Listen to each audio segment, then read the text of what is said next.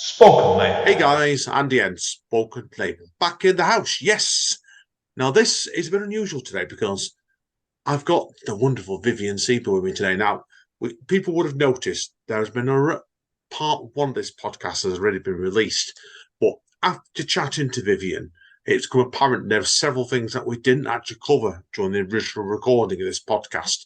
So we wanted to touch base again, me and Vivien, and it's not going to be a particularly epic part two of this, but there's about three things we want to touch on, Vivien, isn't there? So now, first of all, you wanted to talk to me a bit about the people, obviously, in the houses, weren't you, that came over to this country, the children and stuff. Yes, I think one of the things we didn't really talk about last time was that the girls were very, very, the girls in the hostel were incredibly supportive of one another while they were in the hostel. They sort of intuitively understood the trauma they were each going through. And there are lots of small examples of extreme kindness from one to another.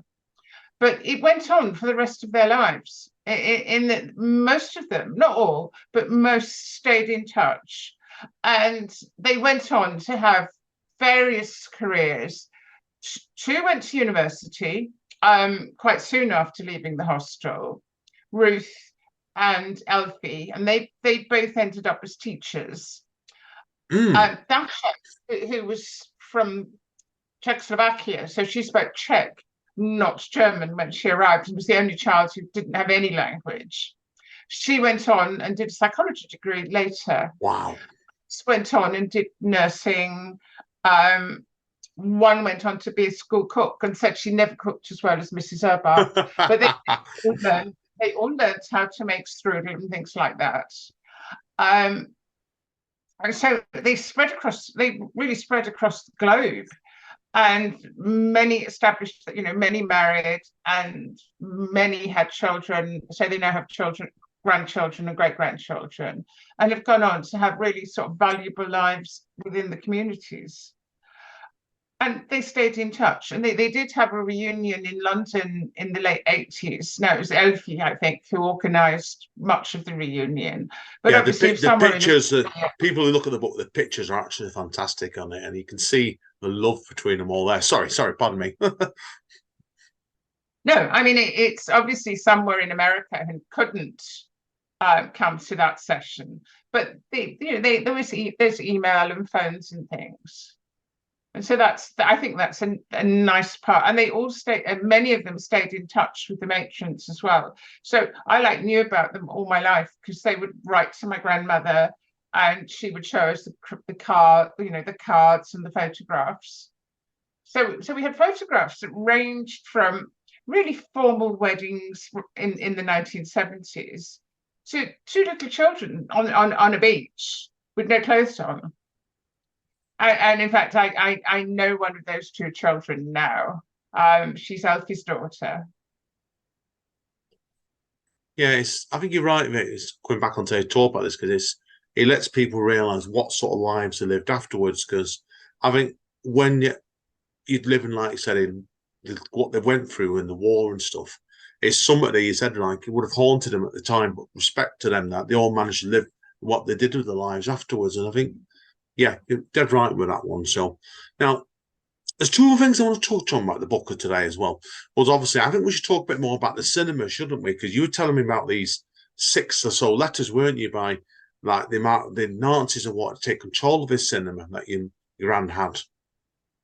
Well, the cinema, basically the Nazis valued the cinema very, very quickly after the Anschluss. So this is March 1938.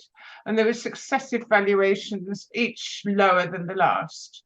And there are letters from people saying, please, can I manage the cinema? I've been a very good Nazi. I've been to jail for the Nazis. I've done this, that, and the other, and I'd be a really, really good manager.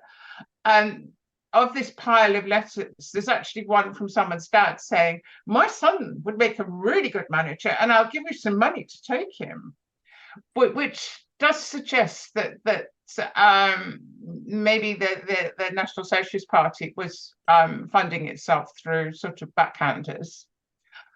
And in the end, two people get the cinema, Model and Spritzker, which means that my grandmother and her sister were there by then being paid less than they actually needed to pay all the staff. And so they were effectively running the cinema at a complete loss. So you think about that, like I said, nowadays, cinemas and stuff, cinemas obviously, like I said, we both know, are massive chains and blockbusters. But you think back then, like it's obviously, like you said, the pair of them would have been driven almost into poverty, wouldn't they? Just try and keep the cinema going for as a public service, and it's terrifying, really. Well, the cinema, I mean, after my grandmother escaped, and even after Selma was arrested and taken away, the cinema went on operating, and it operated throughout the war with absolutely no investment whatsoever. So by the time my dad returned in, I was either 1945 or 46, I'm not quite clear, it had changed its name. It was no longer called the Palast Kino. It was called the Palast Kino, because Hitler didn't like the name Kino because it's Greek. So all the cinemas were no longer kinos, they were Lichspiels. And of course, it was very run down. It had had no investment throughout the war. There was then quite a long battle for my grandmother to try and regain her cinema. And there's a lot of correspondence, both official papers.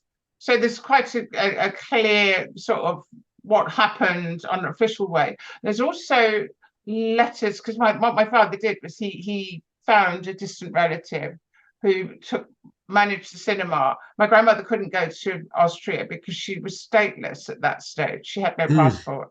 Of course, yeah. And so there's letters between her and this woman, Helene, where clearly she's telling Helene how to run the cinema. And at first they're really friendly. And Helene is sending my grandmother very sweet tooth chocolates and things, because there's sugar rationing in England and Vienna is famous for its sweets. I think the relationship deteriorates over time. And by the time grandmother gets to the cinema, she finds all sorts of weird things have been going on. It looks as though there's been a bit of fraud. And she spent a year in Vienna trying to establish her legitimate ownership of the cinema. But ultimately she loses because a counterclaim comes in from a nephew. Now, this nephew got an illegal boat to Palestine in 1938, spends the war in Palestine, comes back and claims the cinema. And he's never actually had anything to do with the cinema. And it goes to court. And this is the bit we'll never know because the court papers are lost. We've got the papers that say, as a court, we can't decide this. It needs to go to a higher court. And we haven't managed to find what that court decided. What we do know is the cinema was then sold, but the nephew kept an interest, was one of the people with an interest in it. My grandmother always felt she didn't get her fair share of the cinema that she'd, after all, built with her sister. Yeah, I understand that. So you're doing something like that, it's a lot unanswered, isn't there, really? So, yeah. But I think I felt with something people should know about with that. But I know what I know about older cinemas. So people would have been asking me on this one when we did part one. So I wanted to ask you about that.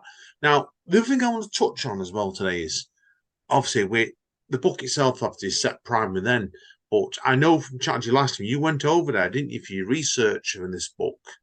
So can you tell us a bit more about how it felt to you when you were actually over there, seeing the way the city is now and trying to visualize it to when you obviously your father and your grandmother lived there?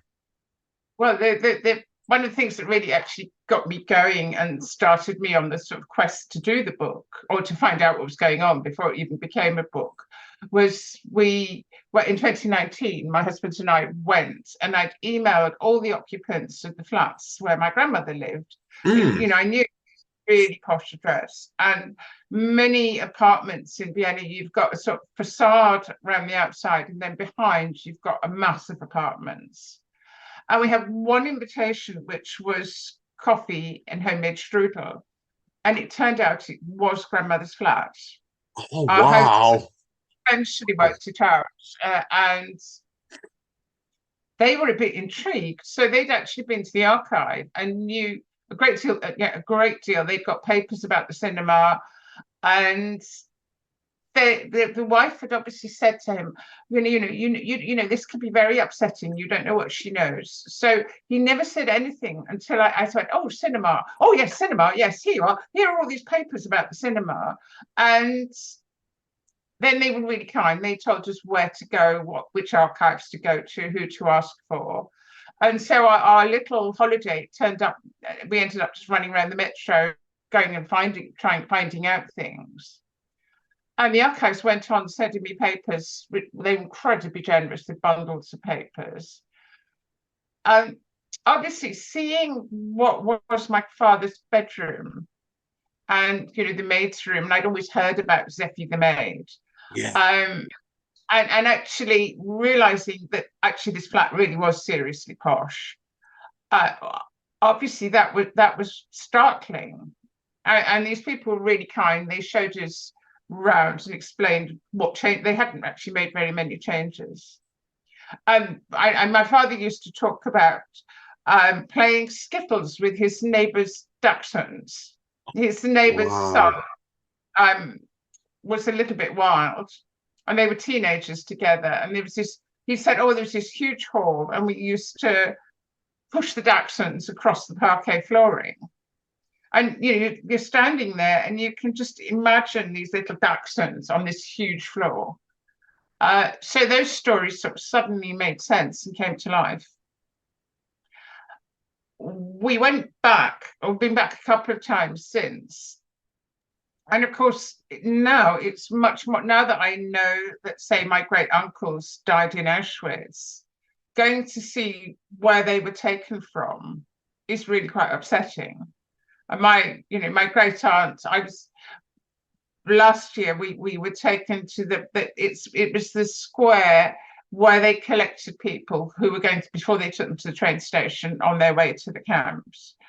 And you start thinking about my great aunt Selma, who must have been cold and frightened and in this square before she was bundled onto a truck and then bundled into a cattle cart. So it's gone from being like a detective story to these are real people who died. Yeah, that's what I thought. I wanted to touch on that because it was like, when I was reading the book itself again during the week, I thought to myself, like it does, I think the deeper you get into something like this, it changes focus for you. And I think it must have done that for you when you were going back to look at these areas, I think without doubt. Yes, absolutely. But it's changed sort of very slowly over time. So I probably didn't notice it changing when it did, as it changed. But I've certainly noticed over 5 years that there's quite a big change. Oh yeah, there certainly would be with that, definitely. So I think that's why it's an important book for people to read this book, because it's, when I was reading the book again for the second time during the week, I noticed that change in the book itself. But I think it's one of an awkward book, this book, because it's so personal to you. I think the way you must have looked at the book by the end of it, when you started, it must have become, I would say, completely different actually in some ways. Yes, but in some ways, in some ways, I mean, I've obviously learnt a great deal because I didn't know that much about very much really when I started. I knew grandmother had a cinema and that Peter was in the Navy and things, but I didn't know about, say, the massive killing centres in the East and how industrialised the killing was. That sort of thing is truly shocking. Yeah, no, I agree with you on that one completely.